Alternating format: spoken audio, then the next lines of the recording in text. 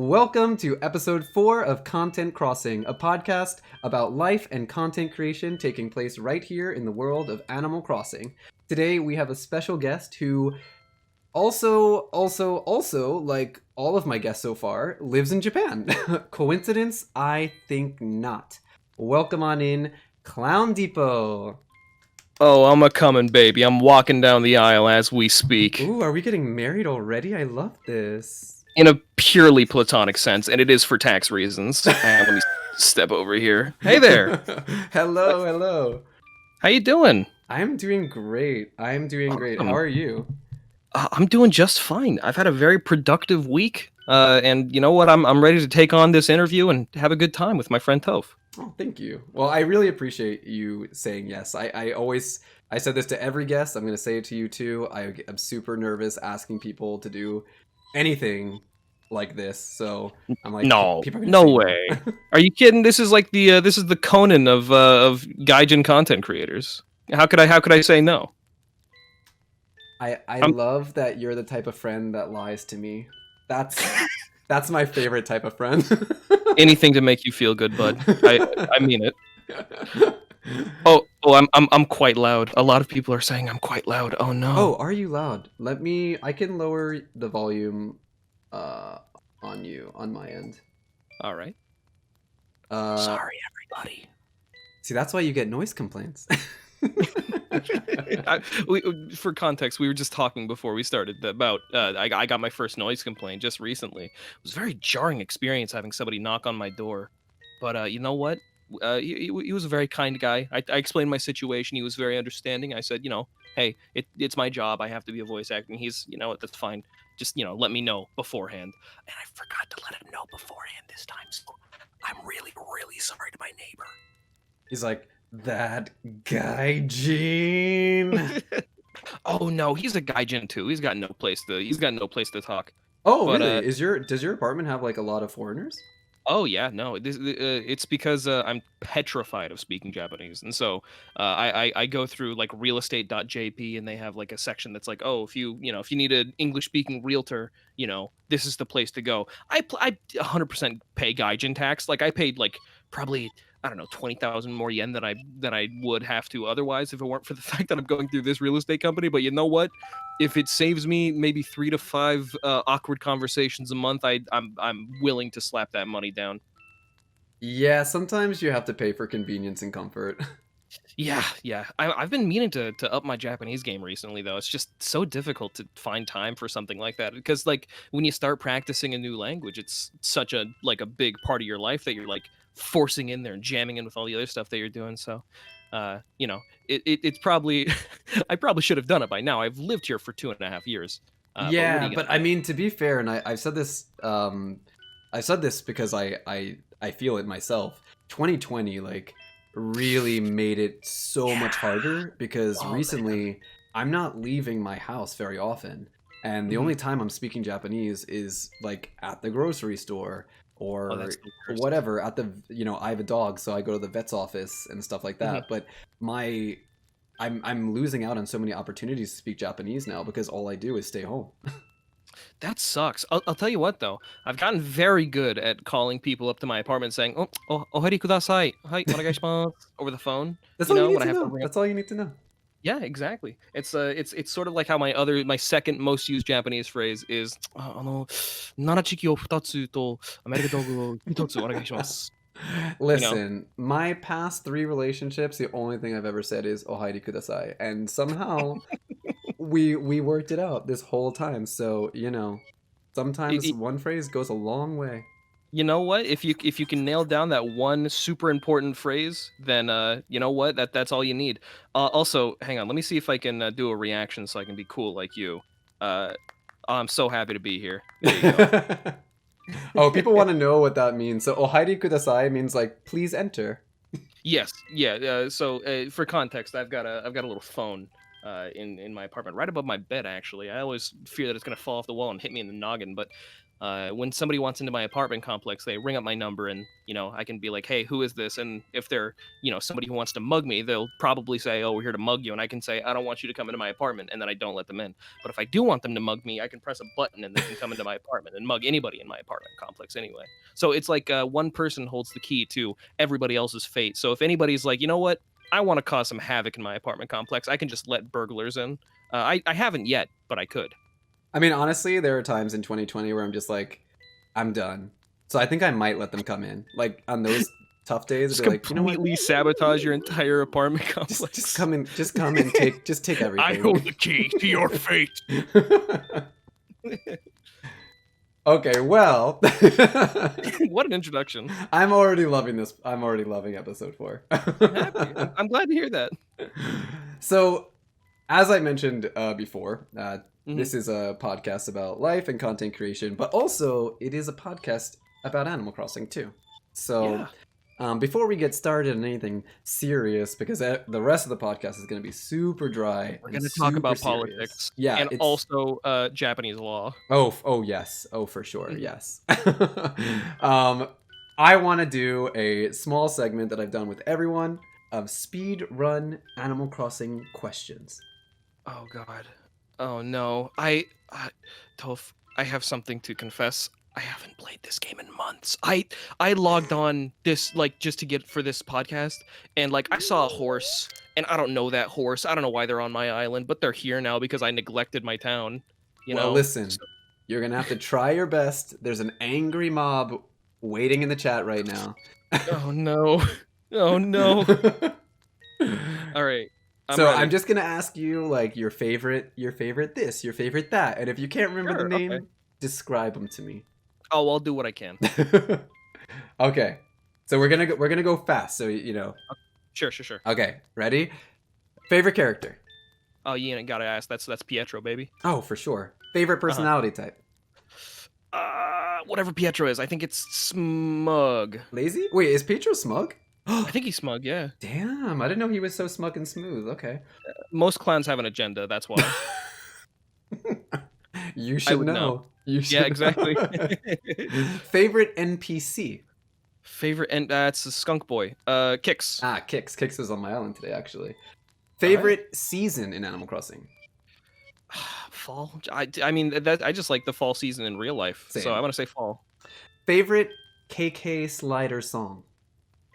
Oh my God, what's it called? It's it's do do do do do do do do do do do. Oh, Stale Cupcakes. What is it called? Stale Cupcakes. Yeah, Stale Cupcake. Yeah, Stale Cupcake. Yeah. Nice. Good and choice. Below that, right below, if we're doing a KK song, KK Fair. Oh, okay. Mm-hmm. Okay. All right. Yeah. All right. Favorite native fruit, like default fruit? Apple. Because I like a good crunch of an apple. Okay, and favorite flower? I don't care. I'm sorry. Roses. No. Jacob's Ladder. Not this flower erasure. I'm so sorry. Look, people have certain priorities. My priority is, making the cliffs look funny. That's all. Okay, all right. You pass. Yes. Barely. Oh, does that mean you will take the duct tape off my arms now? Or yeah. You can stretch. You can stretch. All right. Ooh. All right. I'm ready to go. I'm ready to keep going. All right. Well, now thank you for humoring me. Yeah, of course. But now to get onto the super dry and boring stuff. Just kidding. How do you feel about the Sapir-Whorf theory of linguistic anthropology? Much like your interest in flowers, I don't care. That hurts. Oh, that hurts because that's something I care about, actually. Oh, wow. This marriage just happened and it's already crumbling. Oh, if the tax benefits weren't so good, I'd divorce your ass so hard. Okay, well, on a more serious note, as I mentioned, it truly is a coincidence, or maybe it's just that, it's convenient because we're all in the same time zone, but, every guest so far has been a person who lives in Japan. Yeah, well, I mean, you got a network. I get it. And so I kind of wanted to start there because I just think that's interesting, and I think a lot of people ask me a lot of questions about living in Japan and what brought me here. I'm sure you've answered this question like 1,000 bajillion times, but I'm You'd be surprised. You'd be surprised. oh, well then, what brought you to Japan? I mean, you just told me before we started that you've been here for about 2 years, 2.5. two Yeah, and a just half about. years. So, like, Yeah. what brought you here originally? I've done a lot of thinking about that, and I'll tell you what it is. And this is something I actually figured out in therapy of all places. We But do I love think therapy. We stand I therapy. oh, therapy is so good for you. Everybody needs a therapist. Go get a therapist if you can afford one. Um, so what brought me to Japan? My working theory, because I don't know why. It just seemed like one day in 2017, I was like, yeah, I think I'd like to go to Japan. And then I spent like a year, getting ready. I got my GED for it. I dropped out of high school, and I got my GED so I could go to a college, and I applied to a college, and I got accepted at a college. And it just never really seemed like there was a significant driving force behind it. Um, but then about a year ago, I realized, and the reason I and this is sort of like a really serious answer, but a lot of my childhood, I was surrounded by Japanese media, things like Pokemon and Zelda and Mario, Nintendo, PlayStation, things like that, Wait, Mario's anime. Japanese? I thought he was Italian. Well, he's Italian, Japanese born, so Oh, there you right, right. go. He works for Nintendo. I believe he's native, but I digress. I don't know the guy personally. But so as I got older, and I sort of began to divorce myself a little bit from these, quote unquote childish things, which I've of course fully divulged, no, not divulged, indulged in recent years. I've started to realize the reason I went to Japan was because I was seeking that childlike wonder that I experienced for like the majority of my life. As I was maturing, I realized that I was, it's just, less and less of my life was so exciting and interesting as it was in childhood. And I guess subconsciously in my mind, I thought if I go to Japan, I can regain some of that joy by being from the place that all those things came from. And you know what? I found it. And some. You know what? The insurance is great. And the people are polite. I love the public transport. Um, there's just so much to love about Japan. So I came as a wandering soul at the age of 19, and then I found something that the adult in me can really enjoy. So that's why I came to Japan. Wow, first of all, you are so young. I had no idea you were so young. 22 young, baby. Oh That's my god, exactly you're right. like a baby. Oh no, I'm a kindred soul. You don't know that. But I do really like that answer. I totally understand and relate with that answer as well. Thank you. Um I think a lot of what I love about Tokyo, Hmm. and I say this in comparison to New York, where I'm from, Sure. which I think a lot of people have an idea of what New York is, but New York Mhm. State is not New York City. But there's a lot to do in Tokyo. There's a lot of like exciting things, fun things, new Yeah. things. Like there's always something new to do or see or experience, and like you said, coming to Japan as someone who likes you know, popular culture, even if it's not like a new thing, even if it's something like going to Akihabara and just window shopping, like it seems like so much fun. Hmm. And I always wonder if I was in America right now, would I be able to indulge in such simple pleasures so Well, frequently? that's the thing about exploration, and this is sort of how I explain it to my family back home. Japan is sort of like America in the sense that due to obviously the influence of Western culture on Japan after World War II, et cetera, et cetera. I could go on about that, but who cares about that? It's like it's got the same foundation. Well, no, it's not got the same foundation. It's got a different foundation. It's got the same set dressing. Everything is like the same except for it's two steps to the left. It's like the bizarro world. So it kind of ties back into what I was saying. You could go and walk around New York and go to some neighborhood that you've never been to or some district that you've never visited before, and you could explore things and you could like have a great time. But if you did that in New York, you would be familiar with the customs and the traits, and you probably wouldn't learn any new foundational knowledge. Whereas in Japan, if you're walking around, Akihabara, for example, I've never been to Tokyo actually. I should go there sometime. If you're going to Akihabara for the first time, or Shinjuku or whatever, then you can still walk around and explore things, but the foundation is different. The set dressing is the same, so everything's accessible to you, but the foundation is different. Therefore, you get a much different and much richer experience. And I think that's sort of why I'm still able to get that feeling of childlike wonder when I walk around Japan, is because everything is accessible. Accessible for the adult in me, but still curious and interesting and novel for the child in me. And obviously, I don't want to I don't want to novelize an entire country. Obviously, I was about to say I pay taxes, which I don't. I'm a student, but I pay for my insurance and my electric bill, my water bill, and I kind of get I still get depressed, and I still walk to 7-Eleven to get the same karaage bento that I always get, but at the same time, it I would be doing this country a disservice if I said truly and well and truly I don't feel childlike wonder here. You know? Yeah, and I think along with the childlike wonder, I think experiencing things in Japan is inherently educational. It's a learning experience, especially Yeah. speaking in terms of language. It's like no matter what you do here, even if it's the same thing you would do at home in your home country countless times, it becomes that much harder. It becomes a bit different, like you Uh-huh. said with the set dressing. This in this case being the language. Hmm. So it becomes a little bit more exciting and not so mindless. Yeah. Even Yeah. grocery shopping, like even going to the bank. I mean, less fun things like doing your taxes, which I do Oh. in Japanese, which is You weren't able to escape him as long as I have. I respect you for it at the very least. well, yeah. I mean, I came here my second time coming to Japan. I came as a student, so I definitely had the Hmm. experience that you're having now. Sure. And then the third time, I came as an adult, and then it was like, okay, here's a slightly less fun experience than the last time you were here, but Yeah, yeah. The responsibility is like, all right, if you want to stay here, Bucko, you gotta follow some rules. It's a bit more responsibility. And I respect it. I've been looking into. I was telling you about this earlier today.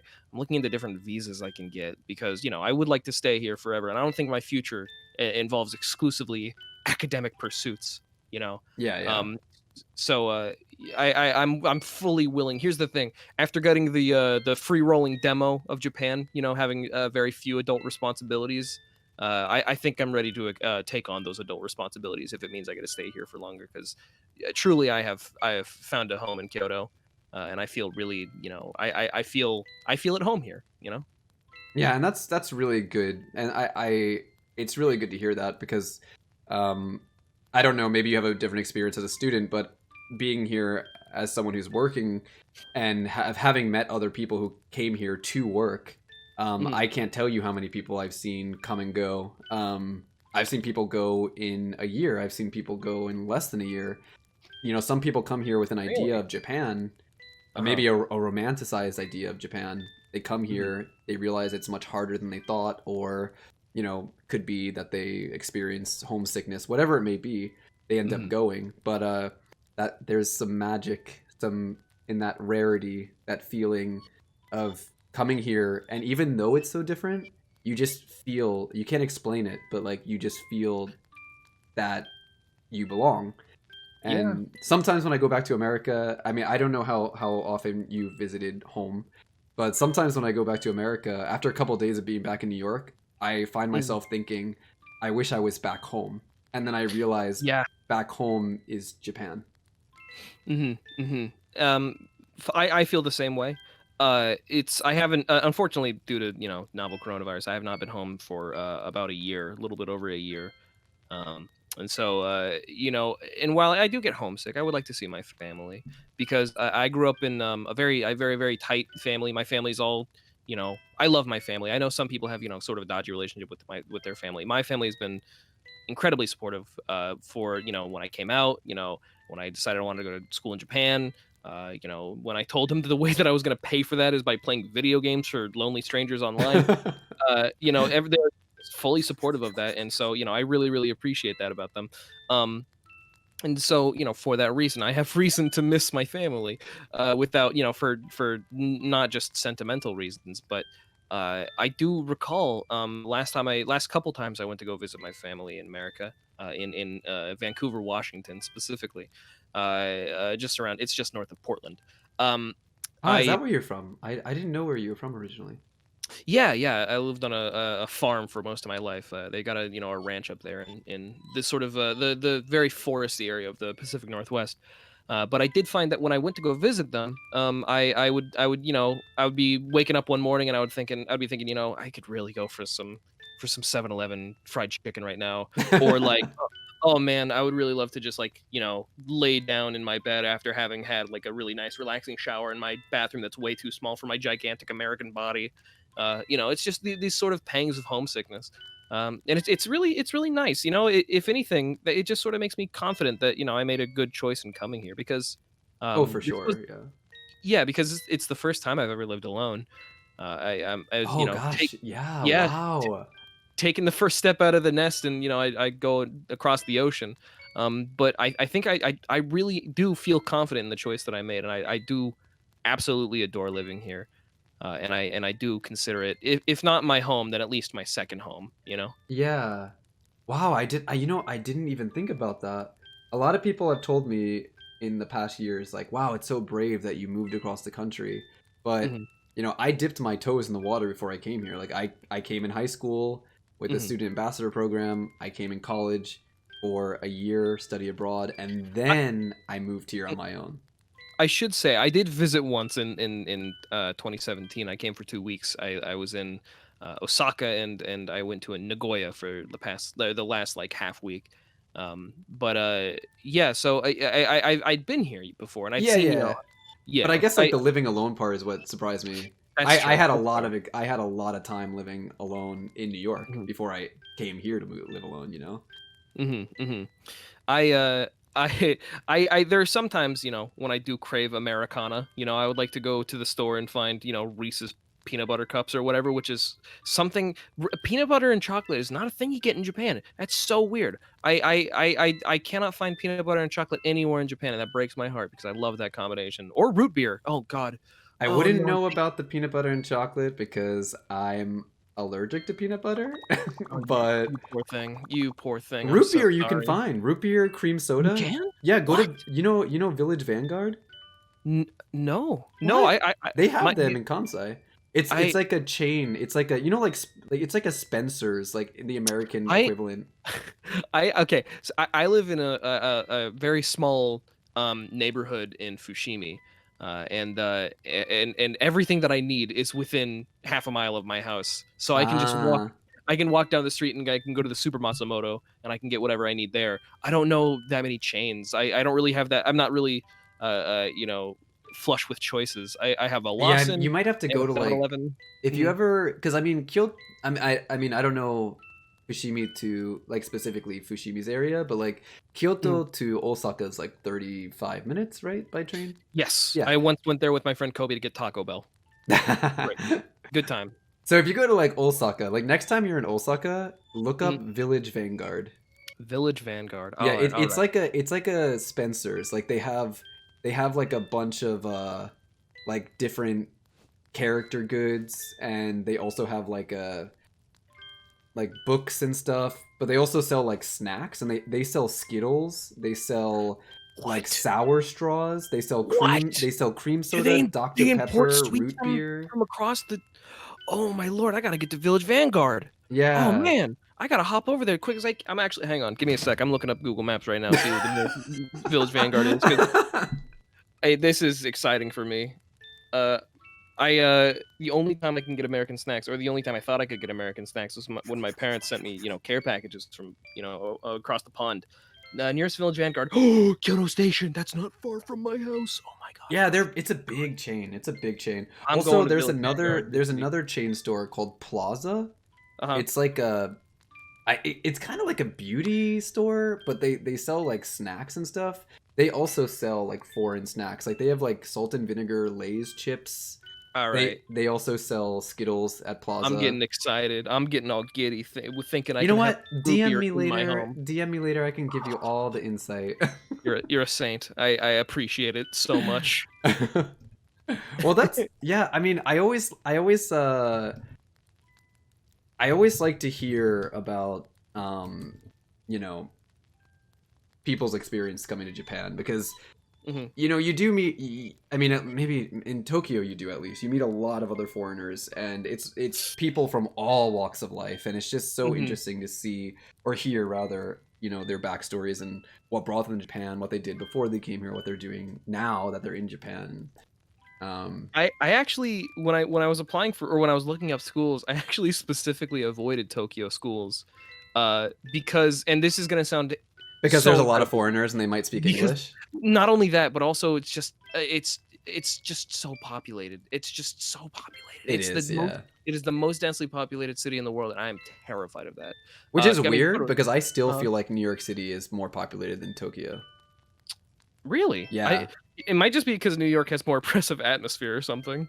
Who's to Yeah, say? I don't know. Like I always feel like when I'm in New York City compared to Tokyo, I Mhm. feel much more crowded in New York City. Well, how clean are the streets in Tokyo? Pretty clean, pretty damn clean compared to New York And City. how yeah, no, that's the thing is that I'm thinking that, if you're walking down the sidewalk and you have to avoid, trash bags, and I'm assuming it's gonna Yeah. feel a lot more claustrophobic, which is ironic because the buildings are so much tight here. I remember the first time I came back to America for after living in Japan for, a couple months. The first thing I realized though when I was, touching down in LAX, I was like, wow, the buildings are so far apart. And It's crazy. the roads seem Yeah, wider to me. they're so big. It's crazy. It is wild. Yeah, but anywho, it's a very hipster sort of idea where I don't want to go to Tokyo. That's where everybody goes. It's And fair. unfortunately, And you're not the first person I've heard say that. And to be honest, and I'll say it again, I'll say it here so everyone hears me say it. uh-huh. I prefer Kansai to Kanto. Like I miss Really? living like I used to live in Nishinomiya, which is Ooh. it's like perfectly in the center of the triangle that is Kyoto, Osaka, Kobe. Hmm. Like I was about 30 minutes from all three of those cities. So it was Very like such a accessible. nice location. And Yeah. there was a lot to do, but it wasn't as populated and the people just seemed different, like friendlier. I don't know. They seem friendlier to A me lot of anyway. a lot of yakuza in that area. Very, very, Oh, but very I dangerous. love Yakuza. I played all the Yakuza games. I know everything. I know you're okay. I know you're joking. I've been playing Yakuza I obsessively this know, I saw. oh my god, I okay. I don't want to perpetuate the idea that video games cause violence, But but but playing Yakuza makes me want to get in a fist fight in the street. That it's just oh the rush. I can't. I gotta go. I gotta Where you going? Where you going, Toph? go. Actually, But this is a little bit of a tangent, but I actually sure. met someone who Oh, was this entire ex. podcast has been tangents. Oh, But but go we ahead. love it. We love it. I We love love this it. kind of conversation. Very natural conversation. It's fun. I Yeah. I actually met someone who was ex Yakuza. Really? Yeah, and it was kind of wild because it was a I don't know. I still to this day I still don't know how it happened, but like Uh-huh. a foreigner that I knew when I was living in Kansai, someone that worked for the same company, she Uh-huh. somehow became friends with this guy, and she Mhm. invited him to go to USJ with us. So, and he was Japanese, and he was with us the whole day, and he spoke perfect English. Like his English was perfect, and he was talking, and he was like the nicest guy, and he just talked about all these things that were very normal. Mhm. And I noticed he was wearing a cap, but I could see he was shaved head. He was wearing a cap, but I could see peaks of tattoos peeking out from his cap. And I was like, Ooh. he has full head tattoos? How rare for a Japanese person. I And wonder what that could mean. he kept his hands like in his pockets the whole time. I was So gonna ask, did he have those fingers? you just basically said what I was about to say. So eventually he said that he was like ex Yakuza, and I was like, no way. And he showed me his hand, and he was missing a finger. And he said that when he left his group, they were okay with him leaving, but the only way he That's could leave rare. is if he gave his finger. So they cut his finger off so that he could leave the Yakuza. What a champ. And I What a was like, champ. Dude, but he was That's like the cool. nicest guy. Like I never would have associated him with someone that was in the mafia, right? That's probably why he left the Yakuza. He was like, you know what? I donate to too many charities and rescue too many puppy dogs for this organization. I think I'm gonna have to leave my finger behind and call it quits. But thank you, Yeah. gentlemen. It's been a ride. Appreciate it. But I mean that's real. Like that whole like oh man, yeah, it was wild. Yeah. But I've only encountered one Yakuza in my time in Japan. Not it, it did you was it fight was them in the street for your honor? Yes, and I won because I'm really Oh. cool. No, it's actually a lot more dorky than that. It was in my first couple months living here. Or no, actually, first couple weeks actually. Because I remember I was still jet lagged. I was at a convenience store at 2 a.m. and I walked up and like the bars that they have outside in front of convenience stores for like parking bikes or whatever. Yeah. Uh, there was a puppy tied to it. They're like a really really tiny itty bitty dog, and it was like 2 a.m. and nobody was like around, and I was like, okay, well, I'm worried about this dog, and so it's probably fine. The owner will come back. I went inside, um, and I did my business. I got the cream pastries or whatever the hell I was doing, and I came back out, and the dog was still there, and I was like, okay, I'm worried now. And so what I did was it is so dorky. I sat down with the dog and waited for the owner to come back. Oh, that's so Um, cute. I love dogs. I love dogs. Um, and I saw a guy and a girl, neither of them 7-Eleven employees, mind you, walking out of a back room. And the guy, he had sort of like a cutoff suit, and on his arms I could see tattoos. And the guy and the girl walk out, and they walk up to the dog, and I'm sitting there, and I knew like less Japanese than I know now, and I was like, Kore inu wa anara no inu? Kore anara no inu? And they laughed. They laughed at me. And they said they shook their head yes. And I was like, okay, great. And it was like shashin wa daijoubu desu ka? And I took a picture of the dog. And then they went away. And that it's purely speculation. But like, what are the chances that that guy wasn't in the Yakuza, right? I mean, sometimes I feel like I mean, like the rule of like no tattoos and onsen type thing, like there's a reason Mm, for that. You know what I mean? yeah, which Especially in is your only area, like I'm sure uh you're huh. not seeing too many people with tattoos. Oh, Kobe is like I think that's where the oh my god, what are they called? The Gucci Gumi, the biggest Yakuza like thing in Japan is based in Kobe.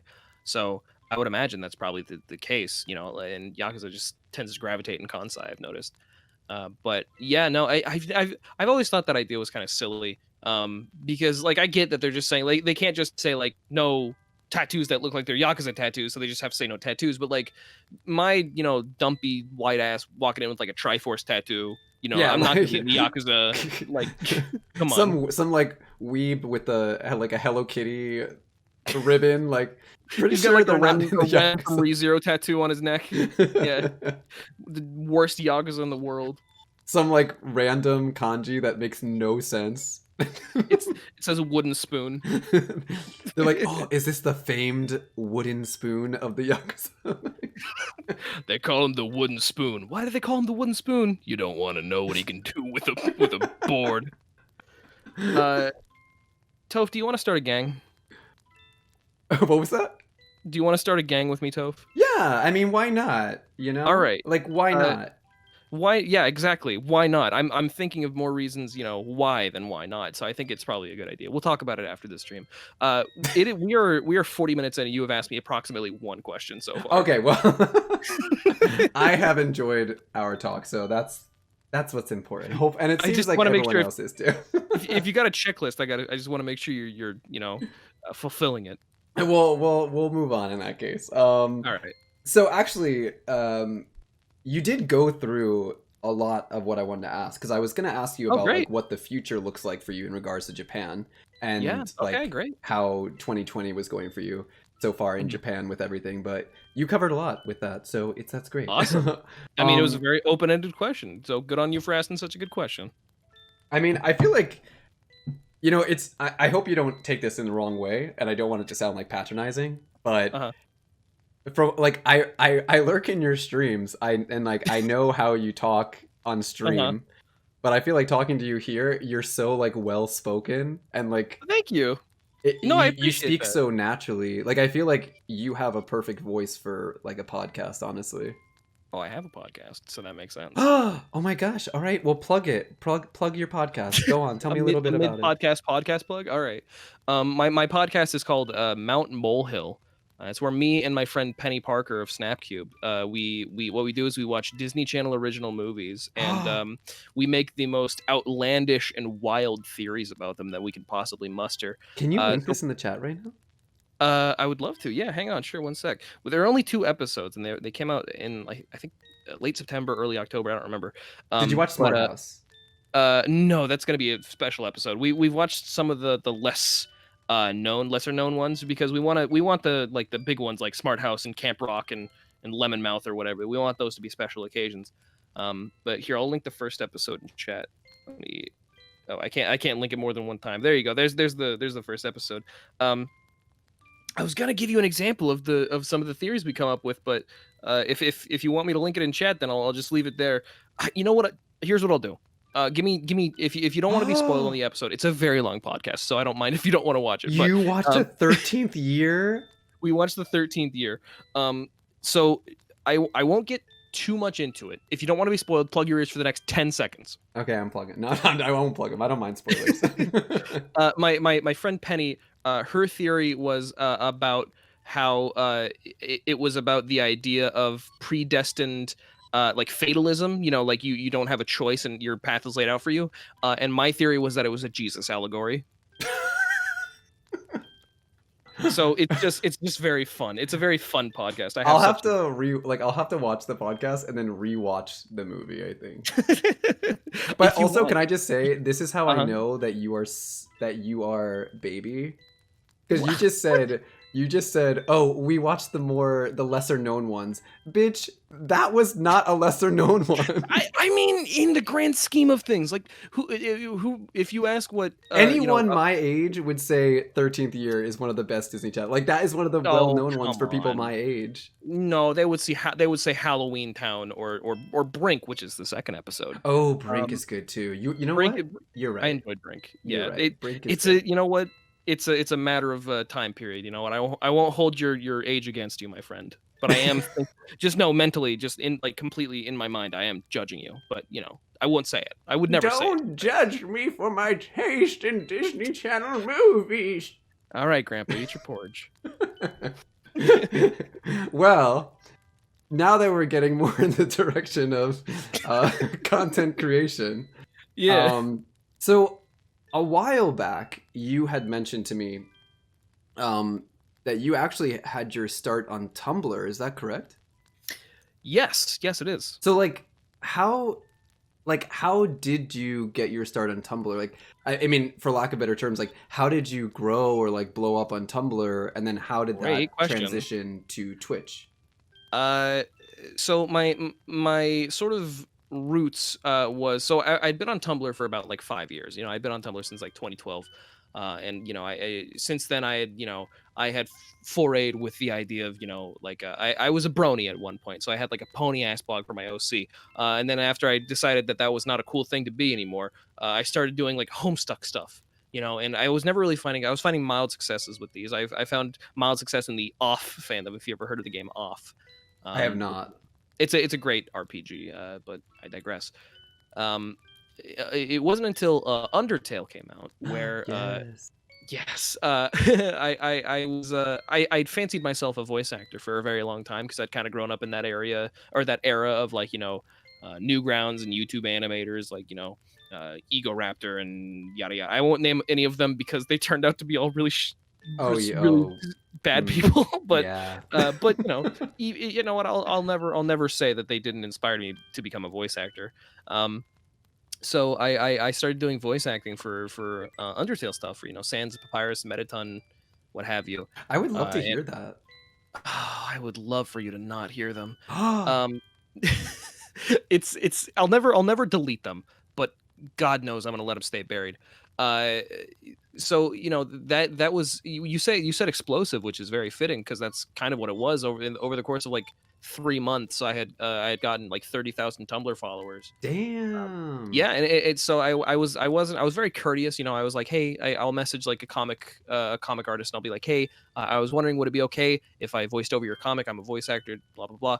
And then, you know, to spice it up, I would make my own sort of scenarios to voice act, or scenarios. I don't know how you pronounce that. Who cares? Nobody cares. English is stupid. But so I would do that, and you know, I would sort of I would take requests and things like that, and it was my first ever taste of fame, and you know, that was sort of where I got my start. Eventually, about a year and a half after Undertale came out, I was sort of getting out of it, and I was oh god, I must have been 17 at this time, and I was sort of I had been spurned by the Undertale fandom, excuse me, and so I sort of I was like, all right, guys, I'm not doing Undertale stuff anymore, and you know, I lost, you know, a couple thousand people, but people did tend to stay. At this point, I had maybe 50,000 followers. And at that point, I started transitioning into more generalized Tumblr content. I started making mashups. I started doing voice acting for comics that weren't related to Undertale. I started making friends. This was about the time I actually met my friend Penny, who is my co-host on the Mount Molehill podcast. Um, and so it's just sort of, you know, where I was, and I eventually, I think as of 2020, I have approximately, oh my god, how many do I think I have 120,000 followers on Tumblr. Um, Wow. and I started, and I was like, you know what? In 2017, this is actually when it happened. In 2017, I was like, you know what? I would really like to go to Japan. Well, actually, it wasn't even like I would really like to go to Japan. How it happened was my mom noticed I was depressed and not coming out of my room for like I would wake up and I would go into my little office, which wasn't even an office. It was like a little craft room from this house that we lived in, which was built in this like the 70s. And I would like that because my computer was in there. My computer was in there, and so I'd go in there and I would just be in there, and I would go to school, and I would come back from school, and I would go back into my computer room, and that was like that's how it was for like a year. And my mom was like, "Hey, you're depressed. What can I do to make you not depressed anymore?" And I'm like, I don't know, mom. And she's like, well, okay, if you could go anywhere in the world, where would you want to go? And I was like, I don't know, mom. Japan, Europe, whatever. And she was like, yeah, I was a shitty teen. So, excuse me, I was a crummy teen. I We told all Toph were. I We wouldn't. all were. Yeah, yeah. I told Toph I wouldn't swear, so I apologize. But so she had like this subscription to like a flight website deal aggregator thing. And so she was able to, like, in the middle of the conversation where she was like, hey, why are you depressed? Stop being depressed. She was like, hey, I just bought you tickets to Japan 3 months from now. Or no, like it was 5 months from now for $400 round trip. So it wasn't that much. You have to make the rest of the money by yourself to you know, for your stay and stuff. And I was just like, okay, whatever. And then a couple days later, I was like, wait, oh no, I have to make a lot of money so I can go to Japan. And so I started doing like a fundraiser thing, and I decided, you know what I could do? I could stream. I could live stream. I'd never really been on Twitch before. But I was like, I like Etika. You know, he's cool. I like, Jerma985. He's a streamer. Vinny Vinesauce. He's a streamer I like. And I was like, you know what? I could do this. I could be funny. I thought I could be, at least. We're seeing how that's panning out in real time. I think it's going pretty well. I think. I would say so. But thanks, Toph.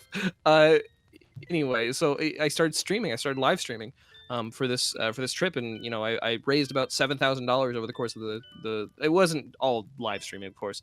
This was mostly through taking voice acting commissions. Yeah, let's not give anyone the idea that you can just like start Twitch and make No, $7,000. no, no, absolutely not. Even in my case, when I started streaming, with the 120,000 followers I had aggregated on Tumblr.com, when I started streaming, I had approximately 30 viewers average, and that's a lot to start out That with. is, I was gonna say like that. I mean, Mhm. I get what you're saying. Like that's a lot less than what you have Mhm. on Tumblr, but that's a lot to start off with. Well, yeah, yeah. What I'm saying is, with as much of a head start as I had on Tumblr, I was still only, so that's it. Internet clout is not one to one. Oh, of One course. one Tumblr follower does not equal one Twitch follower, for example. So, so I guess what I'm trying to say is, to anybody aspiring to, get into streaming, just know, like, 30 followers might not seem like a lot, but that's like a lot. That's a lot, especially if you've only been at it for a bit of time. I've got friends who've been streaming for years. They average at 30 viewers. Um, so that's sort of where I got my start. And eventually, when I realized that Tumblr was a horrible dumpster full of weirdos, I moved to Twitter, where I have about 20,000 followers now. I keep streaming. I still stream, and I still post to Twitter more actively. I haven't logged onto Tumblr in like a month and a half. But yeah, so that's sort of like a general fade from Brony to Homestuck to Undertale voice actor to uh, disengaged, divorced from Undertale voice actor to flirting with the idea of streaming to full-time streamer In Japan. in Japan. And I'm here in Japan. I love it. Kyoto, so great. Go to Fushimi Inari. It's a fun place. They got a lot of big red things. I don't know what they're called. And Fushimi Inari is a power spot, right?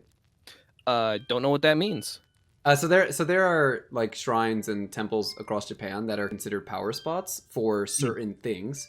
So like some shrines are known as power spot for love, and some are known for power spot for money. So like you go to those specific ones to wish for those specific things.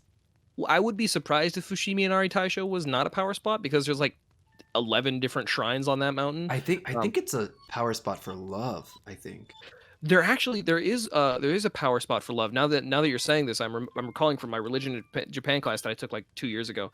There's one shrine in Japan where there's like a rock with like an arch under it, in somewhere in Kyoto. I forget where it is, but I forget what it's called. But to guarantee that you'll get your crush's number or whatever, you have to take it's like a little wooden board, a very small wooden board, and you like write the name of your crush on it, and you have to take that, and I think you have to kiss it, or I could be making that up, but you have to take it, and you have to crawl under the archway, and that is said to like guarantee that you'll get your crush's affection or something. Yeah, I mean that makes total sense, because like last time someone confessed to me, I said crawl on all fours and prove that you like me.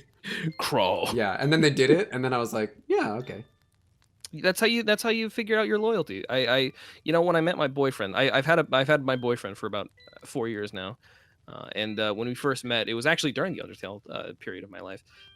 He was like, "Hey, you're pretty cool," and I was like, "Hey, you're pretty cool too." And I was like, "Hey, do you want to be my boyfriend?" And he said yes, and I'm like, "Ha, tricked you. You're my boyfriend, so now you have to crawl under this rock." And you know what? He's never been the same since. Yeah, never the same, but better. Yeah, for sure, because he's now under my care eternally. Mm-hmm. I did not know about power spots. I will have to keep that in mind. Yeah. I heard about them a lot from friends and like coworkers and stuff. Mm-hmm. I wouldn't say that I'm the type of person who believes in those sort of things, but culturally, it's really fun to experience and learn about. I respect it. I don't know if I believe in it, but it's like what's the thing with the like Sagittarius or whatever? What's that called? Oh, astrology. Yeah, astrology. I'm not sure if I believe in astrology, but it certainly ain't hurting anybody. So it's fun. Have your fun. Enjoy yourself. Waning moon, crescent, lion, or whatever the fuck you are. Enjoy yourself. Now you're just getting to Sailor Moon territory. Yo weeb. There was actually it's interesting that you say that. There was a period of my life from like 12 to 17 where I was like interested in Japan. I was like flirting with the idea of like wanting to study Japan. And because of that, I internalized the idea that being a weeb is bad. And so I just disallowed myself from like watching anime and stuff like that. Oh, that's a shame. Yeah, and then when I was like 17, I was like, wait a minute, it's just cartoons. Who cares? And I started watching anime again. And it was good, and it's cool to watch anime, and because it's just cartoons. Unless the anime like sucks and is like bad and has bad themes, but you know what? What are you gonna do? Judge silently. That's what you do. Judge silently. Yes. Speak softly and carry a big stick. Oh yeah, a wooden stick, just like my tattoo. Mm-hmm. A wooden spoon. Right? Just like Toph's tattoo. So, kind of moving from your start on Twitch, so you have I don't know if it's like an official like created page on Twitch kind of thing, but you have a stream team on Twitch, right? Yeah, I do. It's my friends. My stream team is called Clown House. of which I am the unofficial patriarch of. And it's called Clown House because it's half Clown Depot, and half of my friend Alfred's name, which is Paper Box House. So Clown House. And so he and I are sort of co-owners of that particular stream team, and it includes it included to begin with myself and a bunch of members from this project that I used to work on, or that I guess I still technically work on, called Real Time Fan Dub, in which a bunch of voice actors, excuse me, myself included, would get together and we would see all the cutscenes, or we would put all the cutscenes in a game in like chronological order, and then we would turn off the audio, and then we would voice over the entire project. That's so cool. Yeah, oh, it's so much fun. We haven't done one in a while, but that's sort of like how the first couple members got involved, and then we added my friend Devon, who was Alfred's friend, who's now also a very close friend of mine, and eventually we ended up adding, just recently actually, we added another member, Sophie Baby, on Twitch and Twitter. And so yeah, it's just sort of, it started as this established group of friends, and then we're very very slowly, and I'm very particular about the people that I add. Because it is special to me. It is in a way it is sacred. So I want to be very very cautious about the people that I add. But I feel a firm trust in the majority of the people in my stream group, and I do not take any of them for granted for being part of my stream group. Yeah, so the reason I bring that up is because something that you do that I think is really unique, in my opinion, because I don't see people doing this often, is a lot of the time when you're streaming, even if you're not streaming a multiplayer game, you're on like a voice chat. Yes, yeah. That's partially because that's partially just because my friends are some of the funniest people I've ever met in my entire life. Yeah, the dynamic that you have with them is incredible. I really appreciate that you said that, because I think so too. And okay, so it's part of that, and it's good for stream content, but also partly just because most of my friends live in America, and so the only time frame that I have to spend time with them is like in the morning. That's why I stream in the morning Japan time, and the evening America time.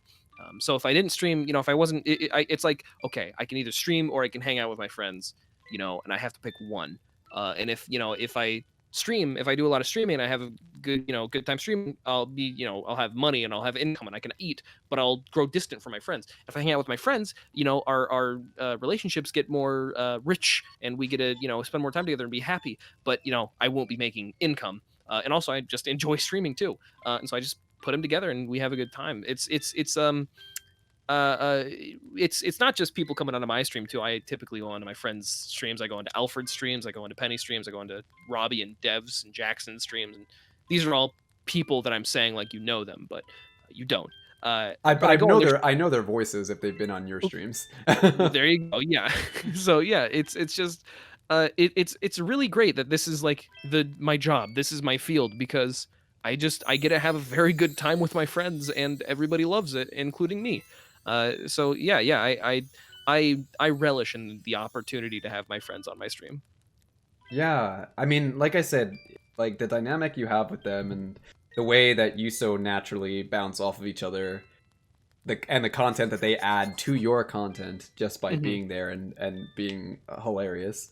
Again, there's some of the funniest people I've ever met in my entire life. Yeah, and I can see that like you bring out the best in each other. 100%. Yeah, no, I I would not be as excited to stream with them if I didn't respect them each individually immensely. We yuck it up on stream and we have a good time. But there's also a very like a deep, outside of the jokes, there's a very deep trust and affection that we all have for each other, and we tend to open up and get very vulnerable with each other, and so. They're not just funny comedians that I hang out with. They're also just like very good and close personal friends. Yeah, that's incredible, because I mean, I'm sure you understand this as any content creator does. Is your channel, your content is like your baby, and it's very natural to feel protective of that baby, right? And when you do, when you have guests on and have them on your channel and give them a platform and give them a voice in any capacity, Hmm. you are instilling trust into that person to Hmm. treat your child the way that you For would treat sure. them. And um, I think a lot of people struggle with that, and I struggle with that myself. Sure. Um, there are, and I've been very open about this. So I don't mind saying this Hmm. again, but like there are people who I love dearly and are my friends, but I would not trust to have them on Yeah, microphone on my stream because I'm I get afraid of that. what they might say. I get that. So And letting go it of really, that trust issue is kind of hard yeah. for me. Here's the thing is that and this might be showing my hand a little bit, but I sort of obviously I don't allow things like bigotry or slurs or anything like that. Obviously, I would never ever let anybody who I think would do that on my stream, you know. But we do we my stream is very much like uh rowdy, like boys will be boys, like yelling at each other, it gets very rough, and I caught myself. This is so messed up to say. I caught myself thinking, in a way, like to be funny. What could I say right now that would hurt my friend Jackson's feelings the most? And what I landed on was, "You're the worst thing that's ever happened to me." And, but that's the thing. That's the thing with our dynamic in particular is he knew that was a joke, and because we have that trust in each other, it landed and it was great. And it's just like navigating that sort of difficult uh path is something that you cannot do easily, and I do not at all blame you for having the difficulty that you have. I would, because I know that you typically just do solo streams, unless you're doing a podcast. I would invite you to explore the chemistry that you have with some of your friends and invite them onto your streams, because what I've learned in being comedic with them is that you know it deepens trust and it deepens an understanding of who you have, or who you know and who you think what you think you thought about them, so much so that this is actually true. We have a comedy safe word for like when because when you're in a bit, you don't want to interrupt the flow, you don't want to cause the momentum to grind to a halt, because that's awkward for everybody. It's difficult to kind of get that momentum going again. Um, and so it's a very important way to say, like, hey, maybe let's not talk about this, or hey, I'm just checking in, are you okay, are you like, because like in a bit, somebody might seem like they're more emotionally invested than the situation would merit. And so if I'm talking to my friend Alfred and he's like really emotional, he seems like he's mad at me, I'll say like, hey, blueberry scones, which is just sort of my way of saying to him like, hey, this is a bit, are you good? And through Oh, through that, we've sort of we've learned about each other's weak points, but that doesn't mean we're more vulnerable. Well, it doesn't mean we're more like at odds with each other. It just means we're more comfortable with each other, which is something I would not give up for the world. yeah, yeah. That's Mhm. I like that a lot. Yeah. And for the record, my friend Jackson, who I did say you're the worst thing to ever happen to me too, he his dynamic with my dynamic is very much like we're brothers and we like beat the hell out of each other, and that's just Oh sort yeah, of, no, I yeah, have like not on stream, but I have relationships with people that are just like that, yeah, so I could yeah. totally understand. Hmm. I love spending time with my friends. It gives me life. Yeah, I just think, like I said, I just think it's such a unique thing, and like I say this to everyone who's listening, Hmm. you really truly should check out Chase's streams because Oh, it's something that like I have never seen anyone else do other than like planned one-off, like people do like group Among Us streams or things like that, but like you have, like I said, you have your friends on even when you're playing single player games, and it just adds so much to it, and I it appreciate shows that. how deep your relationship and your trust with each other is. Thank So you. yeah, I wanted to touch on that because to me I think that's one of the things that really stands out the most about your stream. Well, that means a lot to me, Toph. I really, really appreciate that, and I do that. I do mean that truly. I'm not just saying that because it's the polite thing to say. That is very kind of you to say. Well, I mean it. And to all, if your friends are watching or you want to go back and tell them, let them know I appreciate them as well. Oh, they're all asleep right now. I guarantee it. Oh yeah, right. Duh. I'll, So I'll I'll harass them into watching the VOD. Don't worry. so the kind of like one of the last big things that I want to talk about, and you did mention this earlier, Mhm, in passing. You mentioned like having to, like how you had come out to your parents and they were accepting of that, mhm. and you know, we're both members of the LGBTQIA plus community. We're Yes. both queer content creators, Yes. and I just wanted to know. I have a couple of questions, but Sure. the first question I have is like, how do you use your platform to be a voice or an example for other queer people? Um, I I do not trust myself to make statements or fight battles or get into a debate with the platform that I have. But I still know that as a content creator who is, openly, I'm pansexual. I have a boyfriend, and I just love a lot of people. Um, I know that I have a responsibility to use that platform, in a way that could only bolster the voices of those around me and those who need to speak up.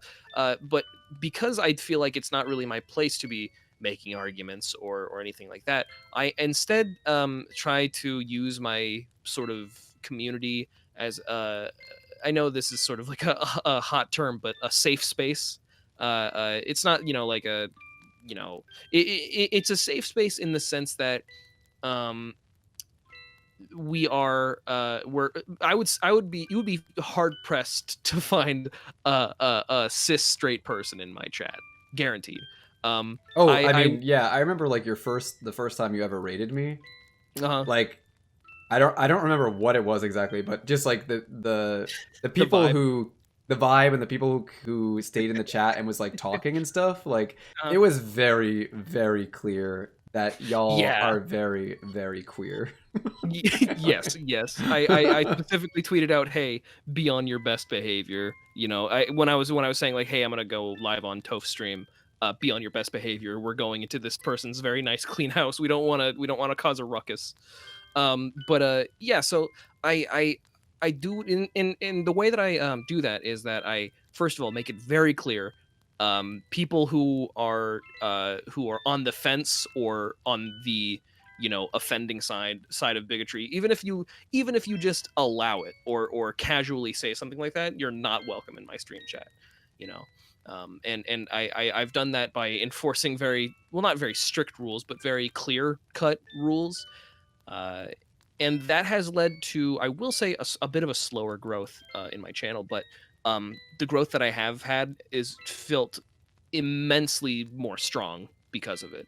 Because in my community, there's a lot of people who talk to each other, and I notice this because I see them, because I tend to do art showcases a lot, so I see people following each other on Twitter because they're in my chat, with each other. So I'll be like, oh wow, this art is great, and then I'll like look at their followers and I see like 50 people from my chat are following this person. Um, and so I've sort of created in my mind, not, and maybe not completely intentionally, but as a byproduct of the way that I run my community, I have created a safe and inclusive and inviting community of queer and people of color and just these different groups of differently abled people, things like that. uh, and I think that that's probably the best thing that I could be doing.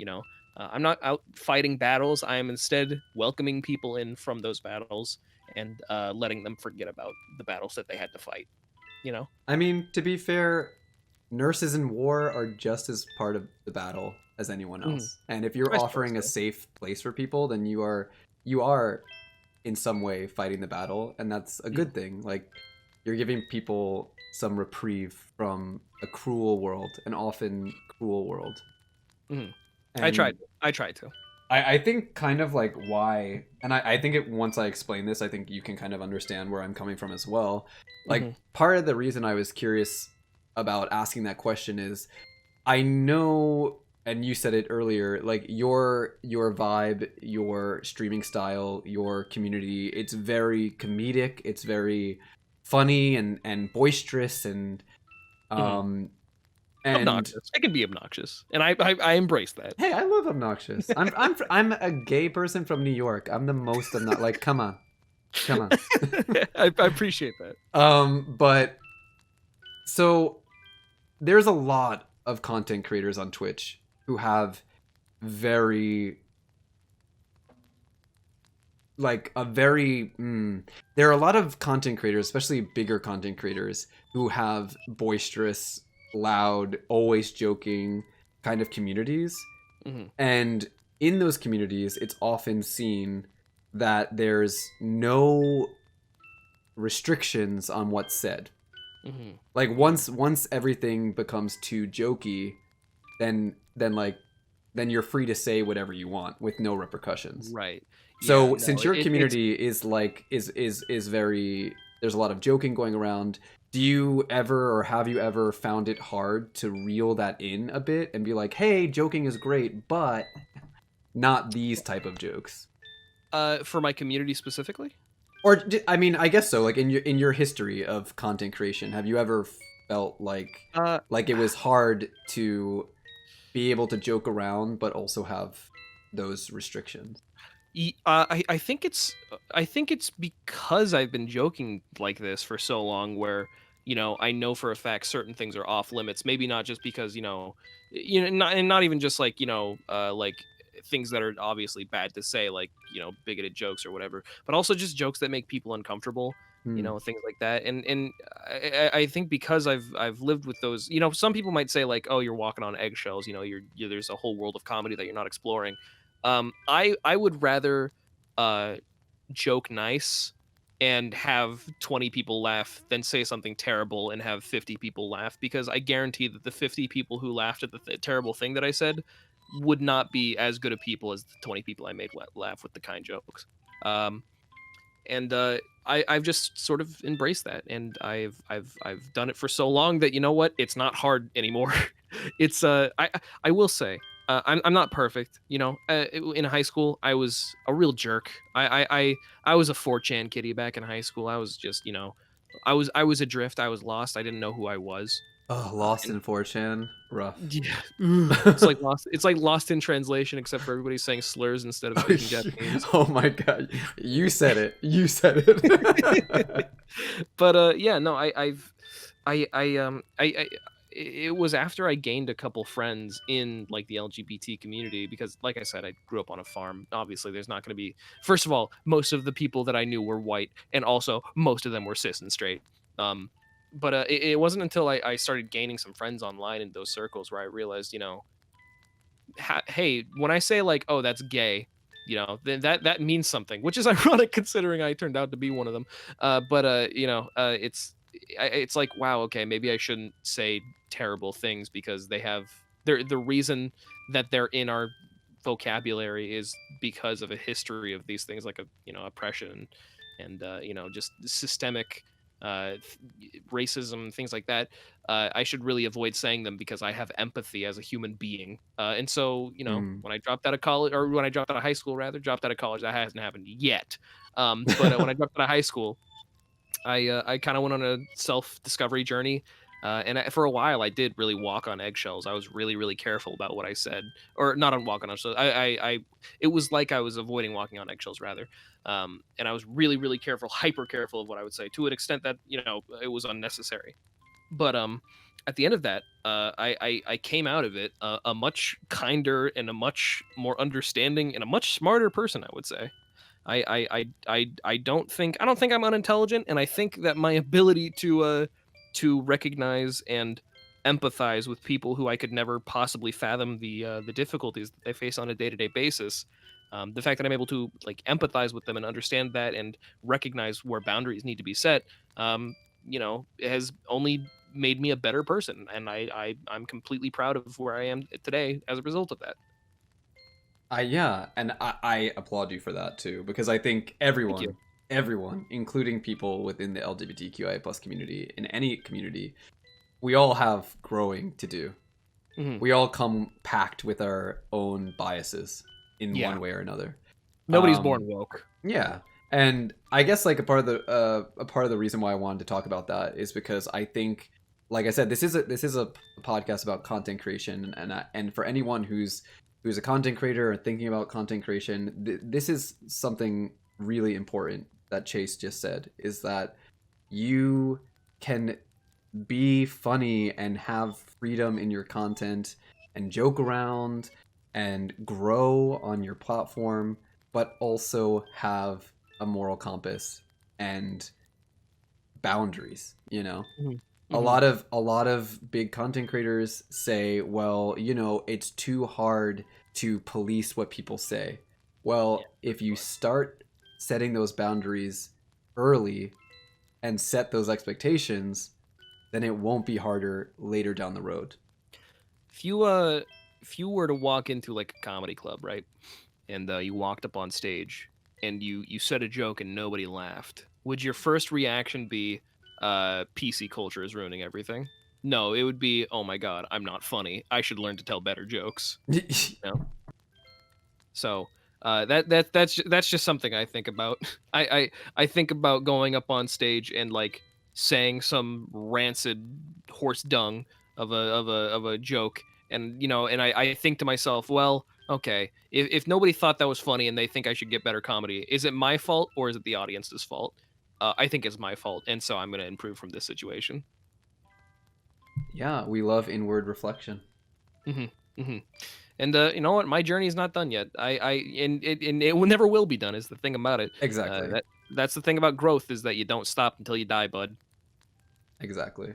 Uh, Well, yeah, I mean, as far as like my questions for you, I think, and as far as time before the Q&A, I think mhm. we've kind of hit a limit for time, but also like Okay. I I'm very full, you know. I like honestly like everything you've said, like I've taken everything in, and I went into today's episode really excited, and I was talking about how excited I was because, unlike my previous guests who I know in real life, Uh huh. and I feel like I know a little bit better than I know you, who Hmm. I've just become acquainted with. Actually, it's funny we This didn't is mention it. We became acquainted because Chase reached out to me randomly on Twitter asking about oh a my Twitch god. event, like a Twitch boat party happening in Tokyo. Here's the thing. Here's the thing is I literally Googled uh uh LGBT streamer gaijin Japan, and you were the first result. Well, I'm glad I come up with those specific search results. Yeah, and you know what? I at this point I had my purple check mark, and I was like, you know what? Yeah, I seem like I'm approachable. I'm gonna ask this person, and hopefully we can foray into this. And you know what? He gave me some good advice. I didn't end up going to that Twitch partner boat party, but you know what? I had a better idea of it, and that's all Toph, baby. I probably like made it sound really awful, and you're like, "Damn it, I missed out on a good opportunity." I mean, in a different timeline, I did go to that boat party, and I was kind of sweaty around a bunch of Japanese people for a while, and then I got to see some cool fireworks because it was a New Year's event, and I finally got to spend some time in Tokyo. But ultimately, I wasn't really missing out on much. I did When end you up say it having. like that, it seems like you missed out on a lot, and I'm an awful person.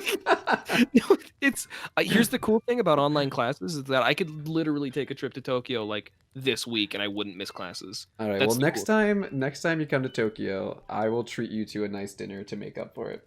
First time I come to Tokyo. Yeah, first time you come to Tokyo, I'll take you to a nice dinner to make up for it. I will hold you to that. Damn it. No, just kidding. I got a mind like a steel trap, kid. Your wallet's in my sights.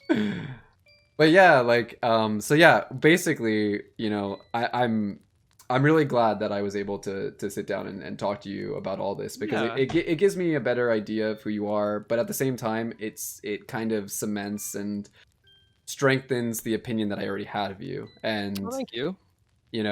I'm not a morning person, so I don't get to like watch your streams too often. Mm-hmm. But I I have gotcha. lurked in your streams. That's how I know about how they are. Um, Also, I wanted to just quickly mention I love the CRT like TV overlay that you use for your Super Mario Sunshine streams. I don't know Thank why I you. loved Thank it. It you. just brought me back to my childhood. Oh, it just makes sense. It's for when I do retro games. I'll put them up on the CRT when I'm either emulating them or I'm for the Paper Mario Funshine streams, which is what it is, and I will not go into why it's called that. You're gonna have to watch them yourselves. But I have that running actually natively on a Wii that I bought specifically for streaming. Uh, yeah, just putting it on the CRT just feels right. It just feels right. I Yeah, and actually it looks right. Thank you. I came up with the CRT sort of layout for specifically in August. I for my birthday, I did a stream where I just bought a whole bunch of VHS tapes from like different auction sites, like Yahoo Auction, or whatever. And I bought a VCR, and we just skimmed through these used VHSs, these used Japanese VHS tapes, and we saw some interesting stuff. There were 2 episodes of Full House, Oh my Home Alone 2, god. Spy Kids 3, cool like old samurai J drama. It was a lot of fun. Well, that is the unique content that you will get if you go check out Clown Depot I on Twitch. appreciate that. Thanks so much. But actually, so now that we're getting to the end, the Mhm, last 10 or 15 minutes, I want to mhm. open it up to the chat. Sure. So now we are looking at you, chat. I'm talking to you through the Staring directly. screen. You better give me good questions. Yeah, let me get this camera angle right in the front so you can see we're staring at you with dead eyes.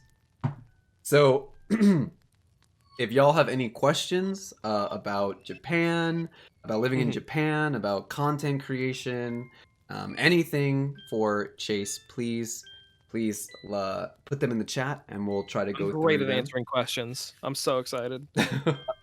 First one is blueberry scones a Buffy reference? No, it is not. It's actually blueberry scones as a comedy safe word actually goes back to when I was a child, and my mom was like saying, "Hey, if a man ever comes to pick you up at school, and they don't say blueberry scones, then you cannot trust them." And I did not send them to pick you up, and so that just stuck with me for my entire life. And so that's just the first word that I thought of when I needed a comedy safe word.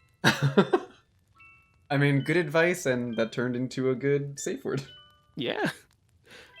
Would you ever do a meetup and a hangout? If I came back to America, yeah, certainly. I think that'd be fun. What is your opinion on the color purple? When I was in preschool, the color purple was my favorite color. And then a boy who was there also in preschool with me said that's a girl color, and I was like, okay, it is no longer my favorite color.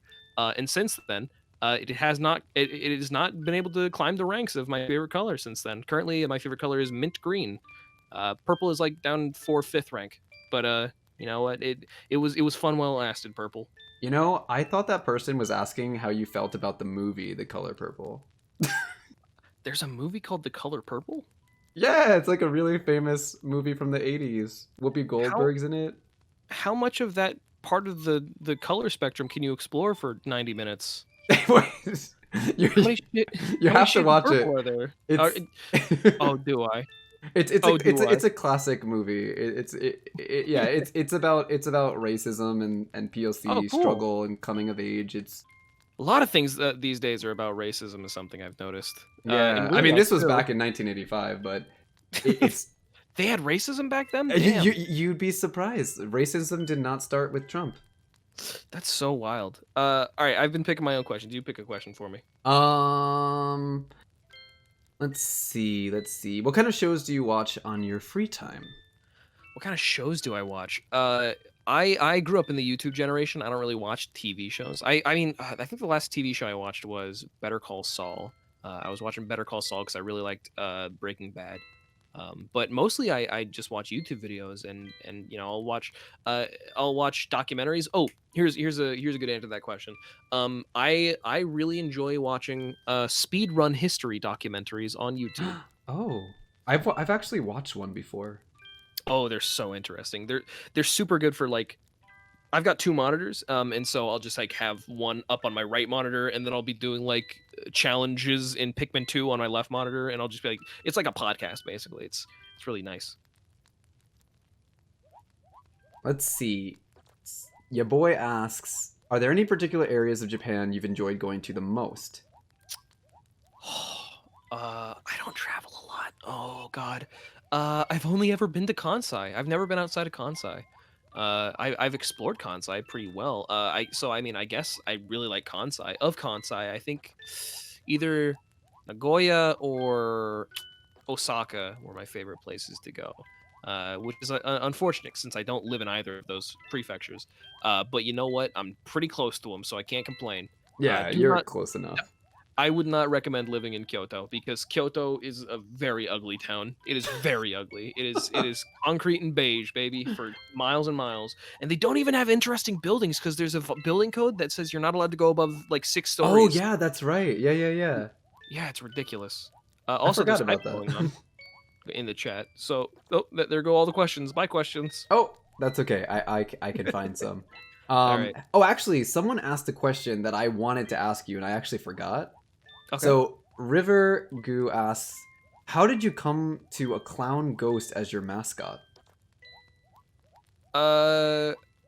Okay, okay. I landed on the ghost thing, back in Undertale days, because I was really into the character Napstablook, but I was Ah, also it wasn't just Undertale. The Undertale thing maybe like solidified it, but before that, I'd always sort of pictured myself as a ghost because I always really liked Luigi's Mansion and the design of the ghosts. If you look at the characters from Luigi's Mansion, you'll see that they're sort of the same ghostly design, like the blue skin and the colorful hair and the the wispy tail and stuff like that. So if you look at the ghost from Luigi's Mansion, you'll see. And I always thought of myself as a ghost from Luigi's Mansion, and I've always just really liked ghosts. And so I just decided on a ghost. The clown thing didn't come till later because I was really into clowns, just because like just conceptually. Because like for we live in a world of anti-clown propaganda. Let's call it what it is. And so you're taught like, oh, clowns are scary, clowns are crazy, clowns are murderers, you know. But I'm just like, clowns are just here to make you laugh, dude. I And mean, like, not John Wayne Gacy. He was not well, looking to make you laugh. okay, John Wayne Gacy was a bad apple, but like he was a serial killer primarily, clown secondarily. You can't blame that on clowns. You gotta blame that on Blame it on the John Wayne. parents, not the Blame clowns. blame it on people named John instead.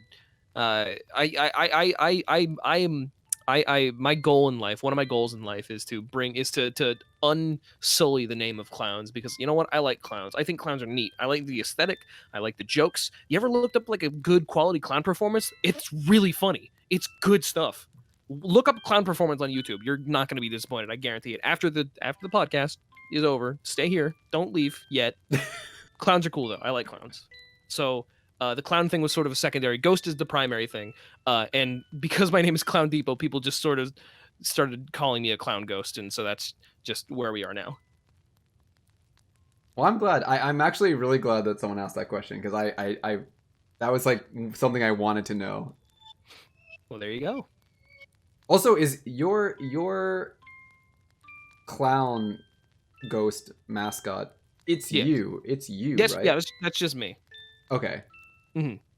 I don't use like face cam or anything, because I just feel like if I knew people were looking at me, then I would be too focused on like making myself look presentable, or like, oh, I got to make a wacky face. I'm sure that if I did it for long enough, I could do it. But a lot of the streamers I look up to and a lot of streamers that I follow don't have face cam either. Like my three main influences are Vine Sauce, Germanite.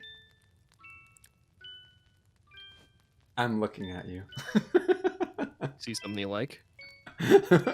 That nose. I don't know how I feel about that. Oh, hang on. Wait. Oh, damn it! I got rid of the sneeze. Oh no, I was gonna sneeze on you. Oh, I got rid of it though.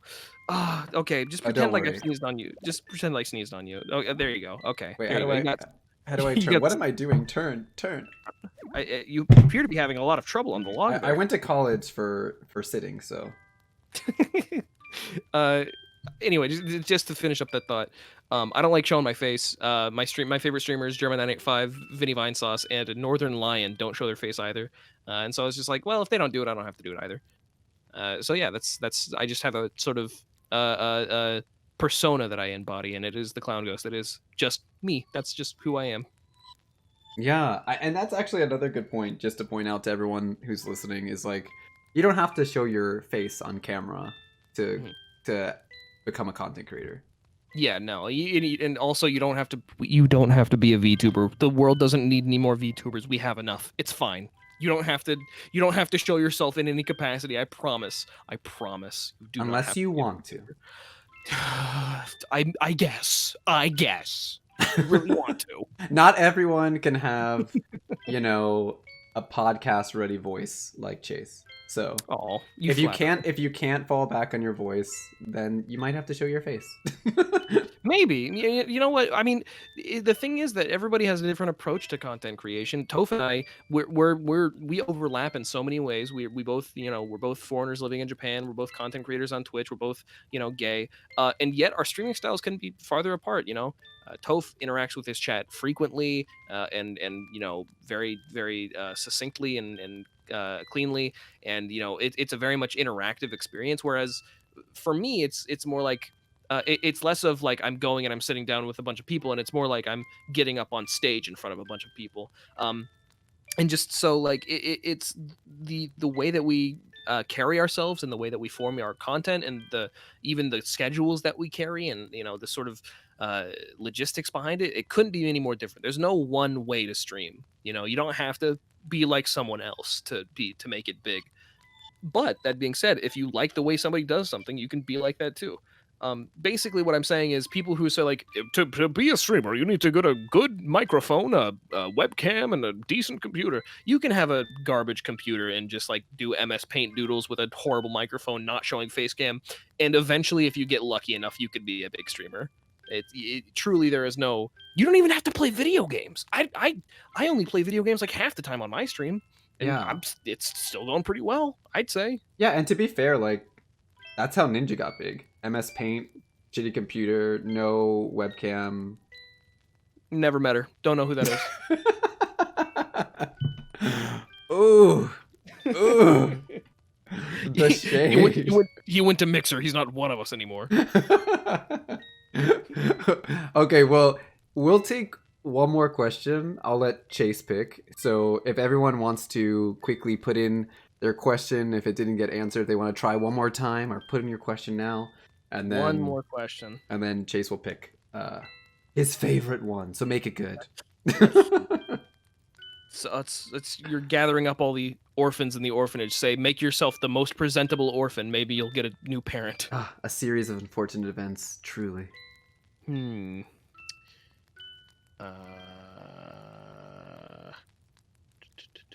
What's 2 plus 7?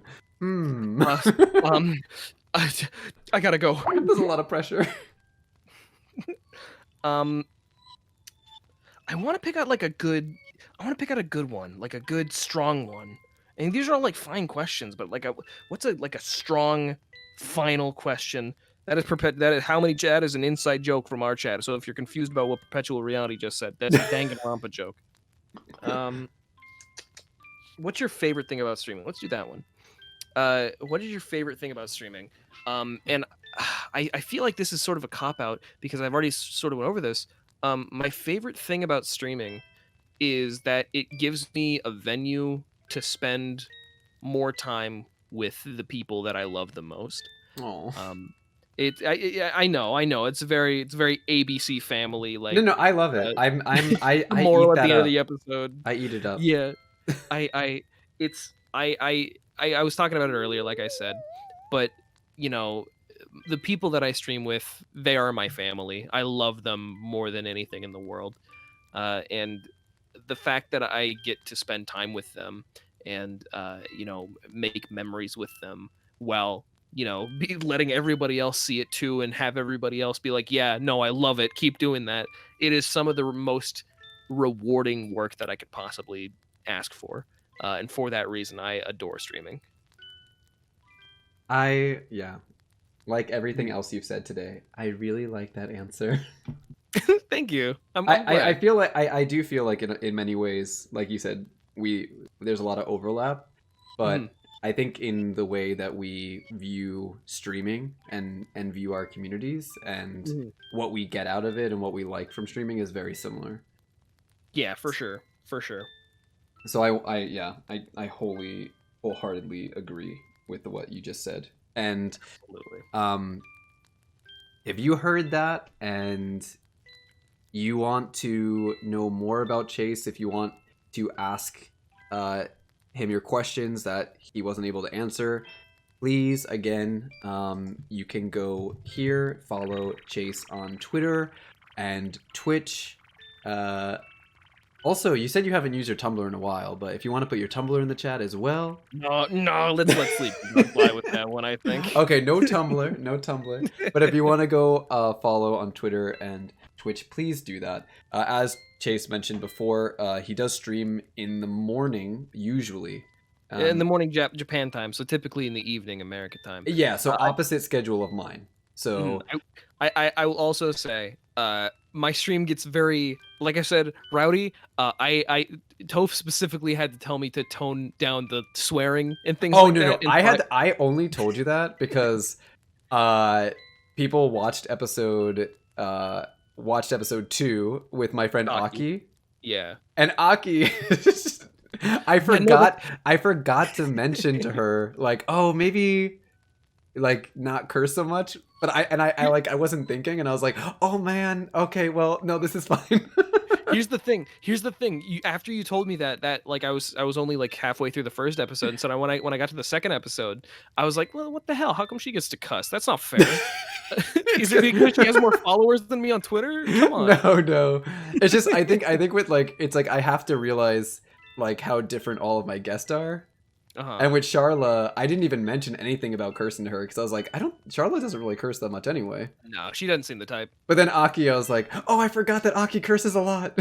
Because the thing is, here's the thing: if you meet me in person, I talk the same way that Aki does. Really? I'm only like family friendly on stream because I just this good boy facade is. It's not a facade, and like people who hang out know that like I say lewd things and I allude to lewd things and like I do slip up and say some curse words here and there, and I'm very open. I say it's not that I'm against cursing or anything like that. I just try to keep the stream like borderline family friendly. That way it's more accessible to more people.